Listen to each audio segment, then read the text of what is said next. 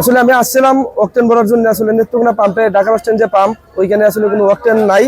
আর আমাদেরকে পেট্রোল তারা মানে 2 লিটার বেশি দিচ্ছে না। তো এতে করে মনে হচ্ছে যে যদি তেলের সংকট যদি খুব দ্রুত যদি শেষ না করে, তাহলে হয়তো বা সাধারণ যাত্রীরা বা যারা আছে তারা হয়তো বা একটা ভোগান্তির মধ্যে পড়ে যেতে পারে আর কি। তা আমাদের চাওয়া একটাই, যদি মোটর মানে যে পেট্রোল অন্ততপক্ষে অকটেন বন্ধ হয়েছে এটা তেমন সমস্যা নেই, যদি পেট্রোলটা যদি চালু থাকে অন্ততপক্ষে, তাহলে হয়তো বা যারা মোটরসাইকেল চালক বা নেত্রকোনার যারা মোটামুটি ইয়াতে আছে তারা সবাই একটু চলাফেরা করতে পারবে আর কি।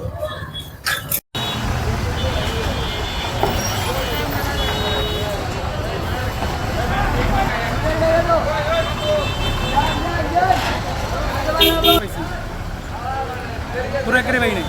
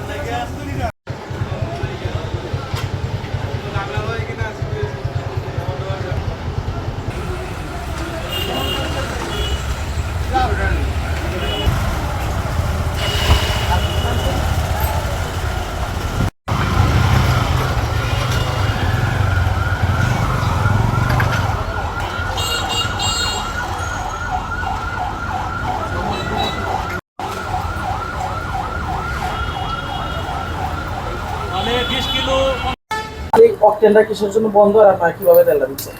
আমরা সরকারিভাবে সরকারি নির্দেশনা মোতাবেকই আমরা তেল দিতেছি 2 লিটার করে।